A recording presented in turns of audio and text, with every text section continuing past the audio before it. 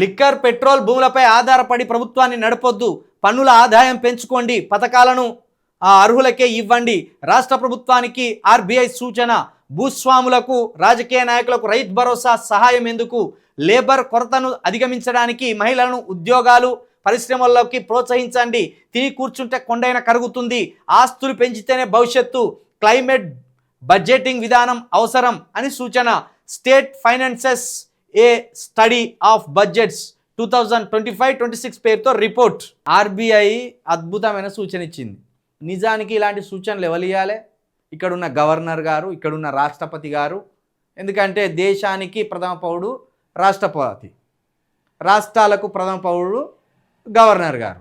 వీళ్ళు చెప్పాలి, అరే నాయన ప్రభుత్వాలు లిక్కర్ను ఆదాయ వనరుగా భావించకండి, లేకపోతే భూములను ఆదాయ వనరుగా భావించి ప్రభుత్వ ఖజానాను నింపి, భూములను అమ్మి ప్రభుత్వ ఖజానాను నింపి ప్రజలకు వ్యర్థమైన హామీలు ఇవ్వకండి. లేకపోతే ఇంకోటి అయినా పెట్రోల్ రేట్లు. ఇప్పుడు పెట్రోలు నిత్యావసర వస్తువుగా మారిపోయింది. ఇంటికో బండి, కార్లు, బండి లేనిది బయటికి వెళ్ళలేని పరిస్థితి. కాబట్టి అది కూడా ఒక నిత్యావసర.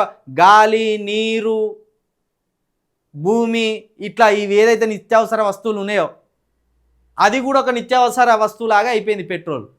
దీని మీద కూడా రేట్లు పెంచి ప్రజలను పీడించి ప్రభుత్వ ధనంగా చూపకండి అని ఆర్బీఐ మంచి స్టేట్మెంట్ ఇచ్చింది. కానీ ఇవి చెప్పవలసింది గవర్నర్ గారు, రాష్ట్రపతి గారు. ఎందుకంటే ఇక్కడ ముఖ్యమంత్రి కావచ్చు, అక్కడ ప్రధానమంత్రి కావచ్చు, వాళ్ళ చెవులు బిండే అధికారం ఒక రాష్ట్రపతి గారికే ఉంటుంది. కానీ ఇక్కడ రాష్ట్రపతులు చేస్తున్నది ఏంది, గవర్నర్లు చేస్తున్నది ఏంది అంటే చేతికున్న 6వ వేలు లాగా వీళ్ళు సైలెంట్గా ఉంటున్నారు. నిన్నటికి నిన్న మనం కర్ణాటక అసెంబ్లీలో చూసినాం కదా గవర్నర్ గారిని. బీజేపీకి వ్యతిరేకంగా స్పీచ్ ఉన్నదాన్ని చదవానని వెళ్ళిపోయింది. కాబట్టి ఈ లిక్కరు, పెట్రోలు, భూముల మీద ఆధారపడి ఏ ప్రభుత్వం కూడా నడవనీయకండి అని చెప్పిళ్ళు. ఆర్బీఐ ఈ సలహా ఇచ్చిందంటే ఏ రకమైన అప్పుల కోసం ఆర్బీఐ దగ్గరికి పల్లాలు పట్టుకొని బేషన్లు పట్టుకొని పోతానో మన రాష్ట్ర ప్రభుత్వాలు అర్థమవుతాయి. ఎందుకంటే ఏ రాష్ట్రానికి ఎంత అప్పు ఉన్నదనేది ఒక ఆర్బీఐకి మాత్రమే తెలుసు. ఆర్బీఐ దగ్గరికే పోయే కదా వీళ్ళు బిచ్చం ఎత్తుకునేది రాష్ట్ర ప్రభుత్వాలు. కాబట్టి ఆర్బీఐకి అర్థమైపోయింది వీళ్ళేంది రాష్ట్రాలను నడుపుకోలేని పరిస్థితికి, ప్రజలను పరిపాలించలేని పరిస్థితికి రాష్ట్రాలను తీసుకొచ్చి రాష్ట్రాలను గందరగోళం చేసి పరేసి ఆర్థిక మాధ్యమంతో మొత్తం బిచ్చకాలంతగా తయారు చేస్తారా ప్రజలను అనేది ఆర్బీఐకి అర్థమైంది. అందుకే ఏమంటారు, వ్యర్థమైన హామీలు ఇచ్చి వ్యర్థమైన పథకాలు కొనసాగించకండి. అందులో ముఖ్యంగా ఈ భూస్వాములు, రాజకీయ నాయకులకు రైతు భరోసా ఎందుకు ఇచ్చిండ్లు? 100 ఎకరాలు ఉంటుంది, వాని 100 ఎకరాలోని కోసము రైతు బంధు వేసిండు కేసీఆర్ గారు. 100 ఎకరాలు ఉన్న ఆసామికి రైతు బంధు వేసిండు. 1 ఎకరమోని ఉన్నోనికి రైతు బంధు వేసిండు, 100 ఎకరాలు ఉన్నోనికి రైతు బంధు వేసిండు. ప్రతి ఎంపీకి రైతు బంధు వేసిండ్రు, ప్రతి మంత్రికి రైతు బంధు వేసిండ్రు. ఆఖరికి కేసీఆర్ గారి ఫామ్ హౌస్లో ఉన్న భూములకు కూడా రైతు బంధు వేసుకున్నాడు. అంటే కోట్లు ఉన్నోని ఇంట్లోకి మళ్ళీ కోట్లు పోయినాయి. 1 ఎకరం ఉన్నోనికి 5,000 పోతే 100 ఎకరాలు ఉన్నోనికి ఎన్ని లక్షలు పోవాలో మీరు అర్థం చేసుకోండి ప్రజలు. వీటిని కూడా సమర్థించాలా?